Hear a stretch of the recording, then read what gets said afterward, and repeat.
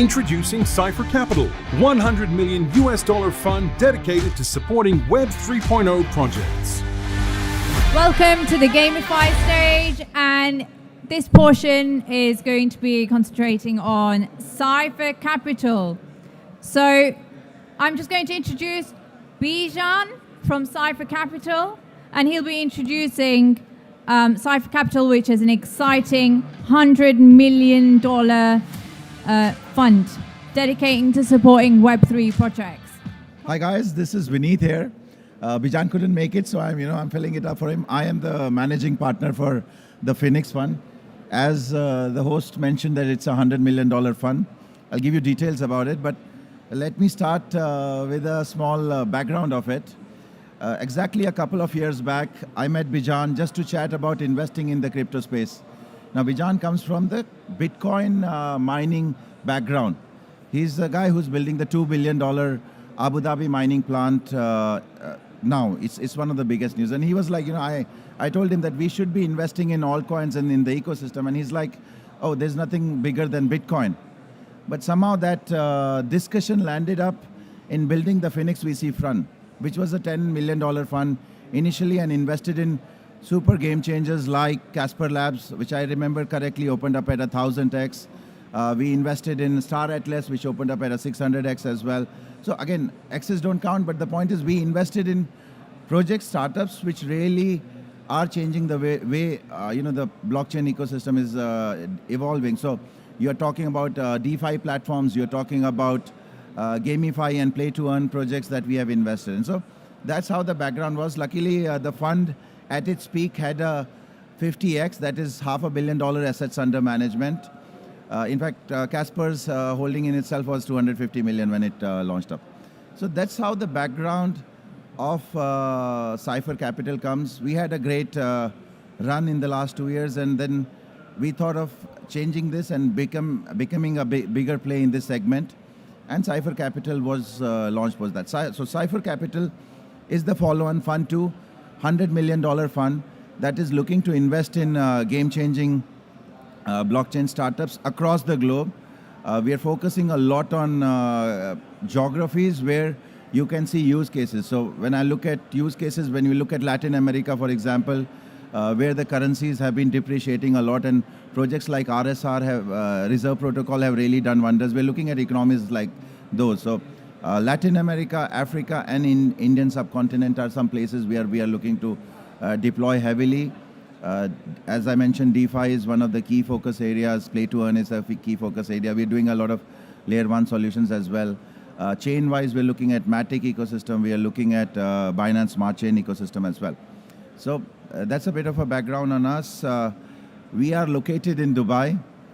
And interestingly, we are building up Dubai's first informal blockchain hub as well.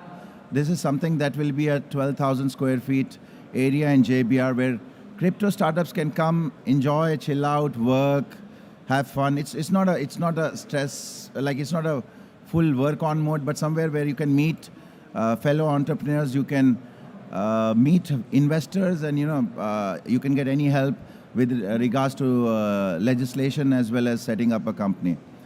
We are supported in this initiative with CVVC, who is the authority that issues licensing to blockchain startups in UAE at the moment. They have the crypto valley at DMCC. So that's one of the other initiatives that we are looking to build up. Again, for us, great to be at AIBC because we've met a lot of good startups across these events that we have participated. In fact, in the last event, which was done by Global Blockchain, we invested in one of the startups, Prasaga. We are happy to increase our investment and cross the ages, thanks to one of their advisors who is there in the red, Irina. So for us, amazing to be at these places because we meet bright people who are trying to do something amazing in the blockchain ecosystem. And I think that's more about us.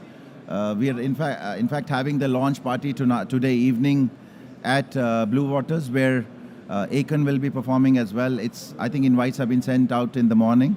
So hope to see you. And if anyone has questions, happy to answer. Investment decisions are taken by the investment team. So other than that, yes, happy to answer any questions that you guys have. And I know it's early. Oh yeah,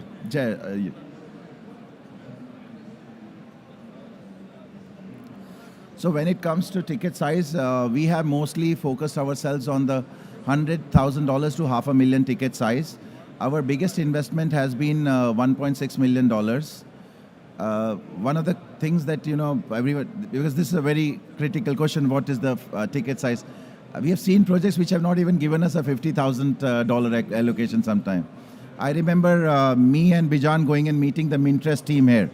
Mintrest is being co-founded by a team that has built freelancer.com. They were offered $1 million. In the end, we only got a 50,000 allocation. So ticket sizes are very inconsequential in this segment. Another relevant question that comes out of it is, what is the stage we are looking at? 80% of our funds are deployed with partner VCs. That means the due diligence and the work has been done by a partner. So partners include someone like Shisha Finance and Alphabet. Partners include Master Ventures, LVT Capital, New Tribe Capital. We deploy post that. But 20% of our funds are always meant for projects like which are in the seed stage, which are early, which are not backed by something, but are trying to do something crazy. So across the ages was something that I met again during Global Blockchain Summit, and it was seed stage, and we went on and invested in them. Any other? Yeah.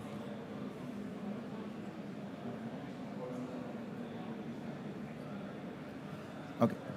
So what's the current market strategy? At the peak of it, as I said, we have done over 100 plus investments in the last 1.5 years or so, which is a lot of investments for any VC. Current market strategy is to invest in real long-term projects for us.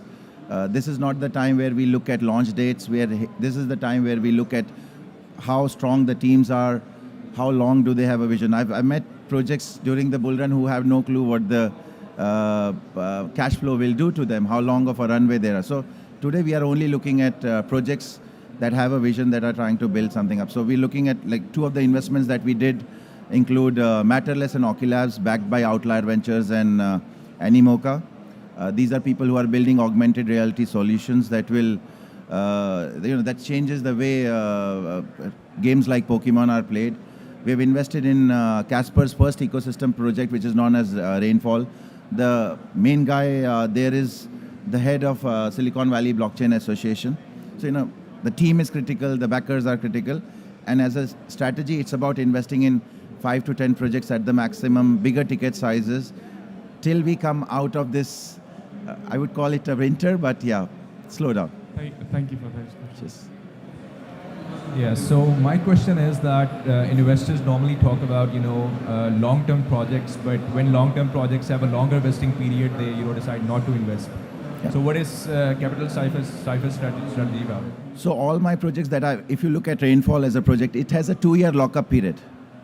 It has a 2-year lockup period, not vesting schedule. So for me, it doesn't matter.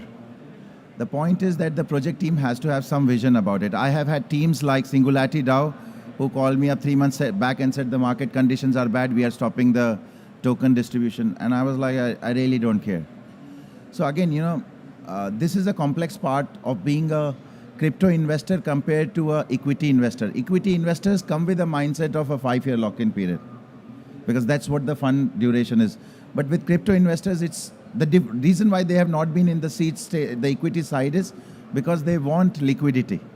I used to run a startup for 8 years, which was valued at $8 million, and COVID came and overnight it was gone to zero. There was no secondary market to it. So as founders, you also have to understand that crypto VCs also look at liquidity and getting some exits, because unbooked profits are actually virtual things. So we're looking at being long-term, but of course, there is profit taking that happens. And any VC who says that I don't sell, I'm sorry, I don't think that is legit. So. But we don't dump. That's another thing. Cool. Any other question, anyone? Yeah. So Cypher is very set on building the ecosystem, as you said. It's Yes. very important to you to build the ecosystem. It's very important for you to build the entrepreneurship center for blockchain companies in Dubai and wider UAE. Why is it important?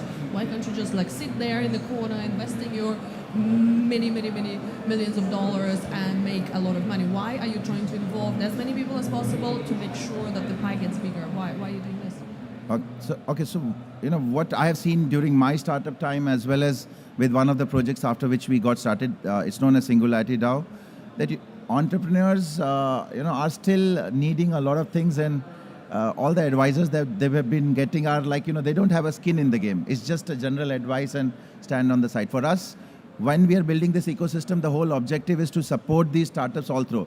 Whether it's about building the partnerships, we have 150 startups in our portfolio. Whether it is tying up with any of these projects, whether it's getting a relationship with the blockchain, whether it's Binance chain, whether it's Matic that you want to get on board. So we help on those things. So the whole thing is that we want our startups to evolve and become real players in the segment. That's why the whole focus is on building the ecosystem.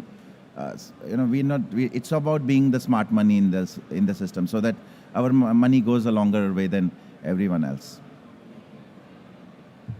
Any other questions, guys?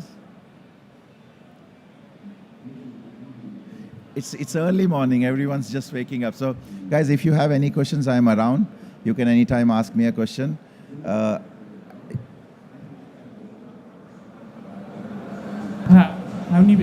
many people do you have at the fund?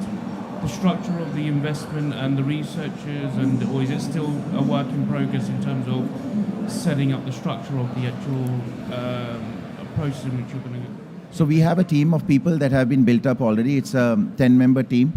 Again, as I said, I've been in this space for 2 years. I work with 75 VCs globally. I remember a project which didn't go well, but from our network we raised them $8 million. So the point is, this is a very collaborative industry where VCs work together.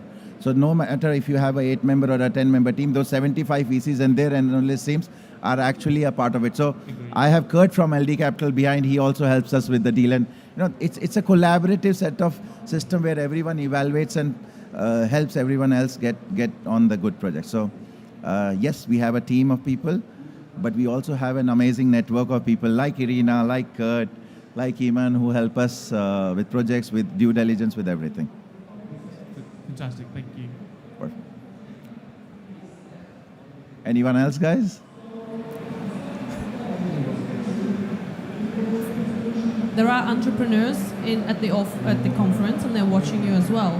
How can they come and pitch you their amazing project? Can you share the details? Again, guys, I've been a startup founder for 12 years. Events and conferences are a place to meet people and get a coffee appointment afterwards. It's not the place to raise money, because I'm meeting 1,000 people over here.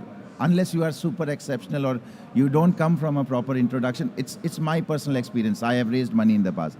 It becomes tough for us to understand. So the whole objective is, yes, you can come and pitch us up with a 30-second pitch, but the whole objective is that the associates, the team which is standing over here, to get a meeting after this event, to sit down at a coffee and explain things up, which we get evaluated. For us, our checks have been signed in less than a week as well.